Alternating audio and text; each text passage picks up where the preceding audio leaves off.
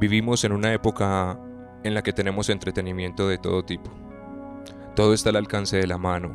Ya no tenemos que salir a buscar nada por fuera de nuestra casa. Videojuegos, series, películas, documentales y el bombardeo constante de las noticias a través de las redes sociales que han normalizado la desinformación, la violencia, el odio por el que piensa distinto y que le ha permitido a todo el mundo refugiarse en un avatar, en una foto de perfil para agredir, desprestigiar y dañar sin que haya ninguna consecuencia. Esa tormenta de estímulos que recibimos moldean nuestros hábitos y los convierten en vicios. No es casualidad que en la actualidad nuestra capacidad de concentración esté tan disminuida, que la excusa para no leer, que es una de las actividades que requiere mayor concentración, por ejemplo, se deje de practicar por la excusa de no podernos concentrar, o lo que es peor y que se ha vuelto básicamente una moda, argumentar que se tiene déficit de atención y que por ese motivo se remitan a audiolibros a los que tampoco les prestan mayor atención. Esos estímulos que recibimos y que atacan directamente a nuestras necesidades primarias se conocen como estímulos supernormales. En la actualidad, el más intenso y peligroso es la pornografía. Hoy en día parece que tenemos la idea de que todo lo relacionado al sexo está bastante normalizado y liberalizado. Parece que los viejos tradicionalismos como el matrimonio se han ido difuminando y tenderán a desaparecer. Hoy el abanico de posibilidades en lo que a placer sexual respecta es bastante amplio, pero en realidad no es del todo de ese modo. En un macroestudio realizado en los Estados Unidos, el porcentaje de hombres vírgenes para el año 2008 era de un 7%. Como dato curioso, en 2008 fue cuando salió el primer iPhone. Este 7% es un porcentaje realmente bajo de hombres vírgenes. Esto querría decir, entre muchas otras cosas, que había una mayor interacción física entre hombres y mujeres estadísticamente hablando. Pero para el año 2018, este porcentaje de hombres vírgenes había incrementado a un 27%. En otro estudio similar se tomó información tanto de hombres como de mujeres en relación a la disminución de la actividad sexual que habían tenido en el mismo periodo, y para los hombres fue del 8% al inicio y al final del estudio del 28%, y para las mujeres del 7% al inicio y al final fue del 18%. Para comenzar a comprender cómo nos afecta el cerebro la pornografía, podemos empezar por comprender el efecto Coolidge. El efecto Coolidge se refiere a un comportamiento que se ha observado en prácticamente todas las especies de mamíferos en los que se ha probado, tanto en machos como en hembras, y es el aumento de la disposición de mantener relaciones sexuales ante la presencia de nuevos compañeros receptivos. Se considera que el término fue acuñado por el etólogo estadounidense Frank Beach en 1955, quien explicó en una conferencia el efecto con un viejo chiste sobre Calvin Coolidge cuando era presidente de los Estados Unidos en los años 30. Al presidente y a la señora Coolidge les estaban mostrando por separado una granja experimental gubernamental cuando la señora Coolidge accedió al área de las gallinas y se dio cuenta de que uno de los gallos se apareaba con mucha frecuencia.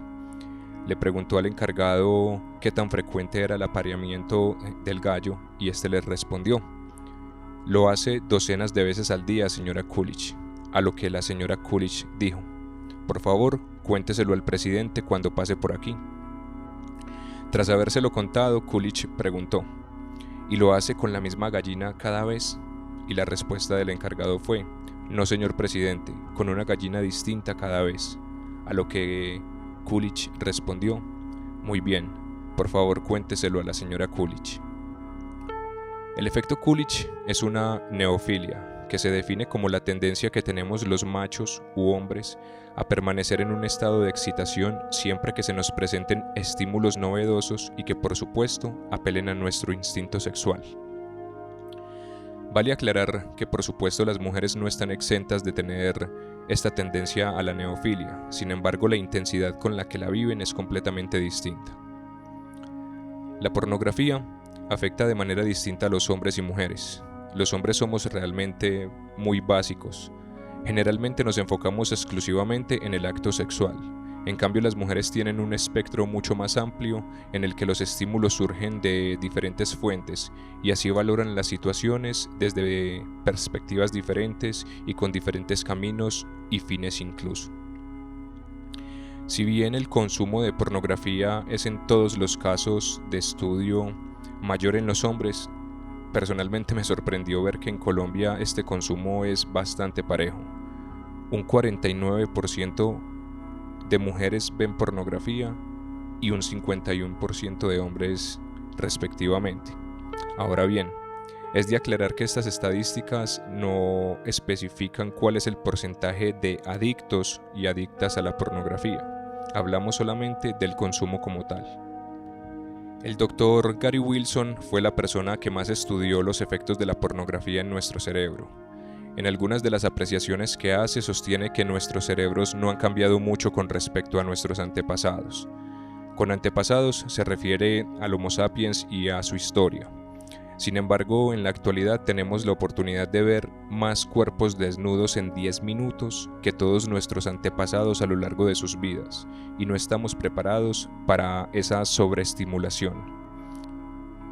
Lo que ocurre a nuestro cerebro cuando vemos pornografía es que el cerebro no comprende per se que lo que está viendo son píxeles e imágenes en una pantalla. Nuestro cerebro cree que tiene oportunidades físicas, veraces para reproducirse, crear una relación o simplemente tener sexo. Si el cerebro supiera que lo que está observando es falso, ni siquiera nos generaría atracción ni adicción. Como todos sabemos o hemos escuchado, lo primero que nos ocurre al ver pornografía es que liberamos altas cantidades de dopamina. Este neurotransmisor se dispara cuando sabe que estamos a punto de alcanzar una recompensa de cualquier tipo, en este caso, de placer sexual. Así que ojo, la dopamina no aporta placer al cerebro, lo que hace es que nos indica el camino a seguir para alcanzar una recompensa X. Ahora, la liberación intensa de dopamina sí libera otras dos moléculas que sí son capaces de modificar nuestro cerebro y por tanto nuestros comportamientos. La primera se conoce como delta FOSB y lo que provoca a grandes rasgos es crear recorridos neuronales que modifican hábitos de consumo e indican el camino a seguir para obtener una recompensa. La dopamina señala el camino y la delta FOSB es la que teje el recorrido para seguir incrementando el deseo por el contenido pornográfico. No obstante, el cerebro segrega una segunda molécula, como mencioné, llamada CREB, que es la que procura que el cerebro retome el control y le indique que ya es suficiente. Pero de cualquier modo, esta molécula, a grandes rasgos, también expande los límites que tenemos para incorporar dicha dopamina, lo que genera tolerancia. Es decir, que necesitamos más niveles de dopamina para alcanzar los mismos niveles de satisfacción. De esta forma empezamos a excitarnos menos con aquello que vemos y empezamos a generar menos dopamina. Este proceso crea un ciclo catastrófico para nuestro cerebro porque lo reconfiguramos por un lado para que desee consumir más pornografía y por el otro para que disfrute menos con esa pornografía, lo que hace que seamos más propensos a consumirla durante más tiempo, aumentando además la extravagancia en los fetiches. Como dijo Rusarín, lamer pies no está en nuestro código genético. Así, nuestro reconfigurado cerebro ahora busca la fuente de placer en el computador o en el celular. La actividad cerebral de un adicto a la pornografía es básicamente la misma de un adicto a la heroína por la activación del circuito de recompensa en nuestro cerebro. Algunos defensores y defensoras de la pornografía argumentan de manera falaz que al tener pornografía podemos hacer que la sociedad, especialmente los hombres, que somos quienes tendemos a cometer estadísticamente mayor cantidad de crímenes sexuales, podamos canalizar esos impulsos a través de ella. Pero no, esto es un mito. El consumo exacerbado de pornografía lo que hace es que te vuelve más reactivo cuando se presentan estímulos sexuales, es decir que la adicción a la pornografía no se cura por saciedad o reduce por saciedad. Más allá de la actividad cerebral, surge una pregunta: ¿por qué resulta tan adictiva la pornografía? En primer lugar, es por la accesibilidad que tenemos a ella. No vayamos muy lejos.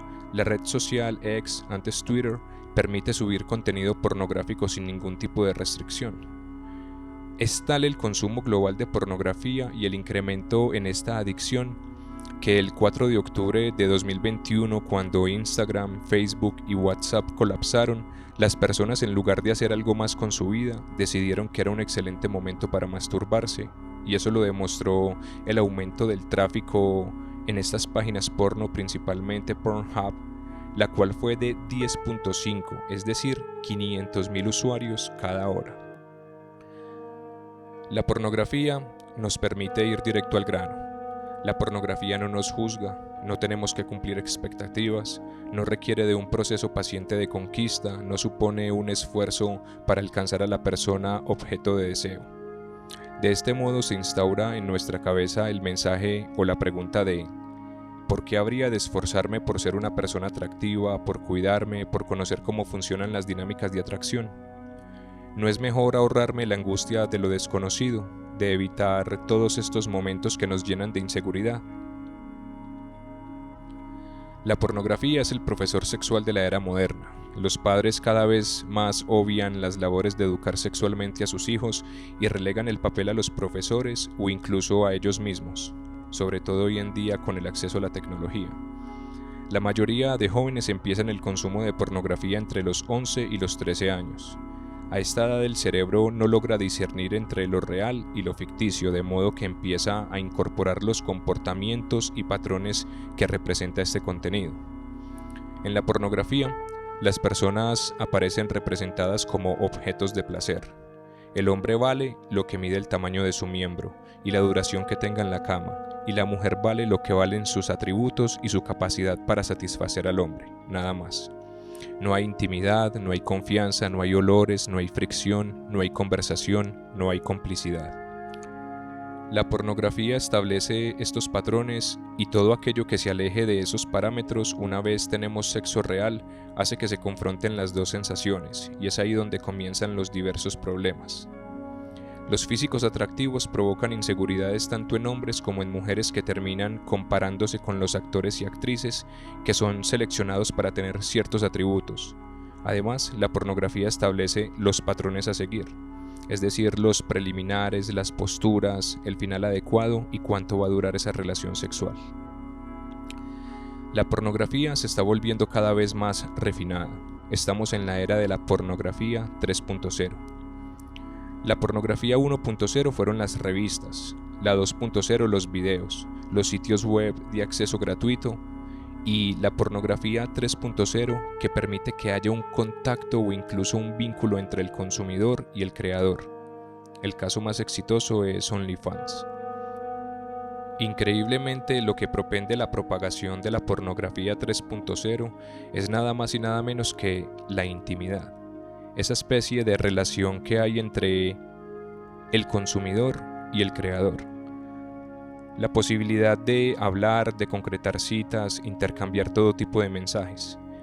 De este modo se dan en muchos casos otras formas de tergiversación de la realidad, pues los hombres piensan que existe una relación por el pago de suscripciones y eso les da una supuesta exclusividad, incluso de control sobre las personas que ofrecen estos servicios.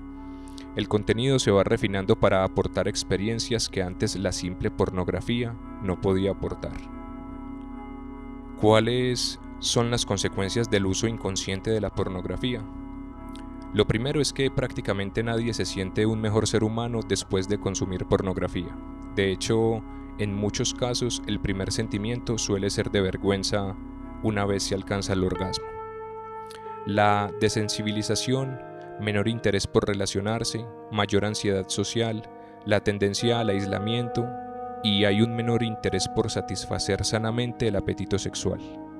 En los hombres hay mayores probabilidades de sufrir eyaculación precoz y disfunción eréctil. Cuando llegué al final de la documentación para este episodio, la verdad creí que iba a encontrar más peso en los argumentos. Probablemente me faltó buscar muchos más estudios. pero no encontré muchísima información o demasiada información al respecto.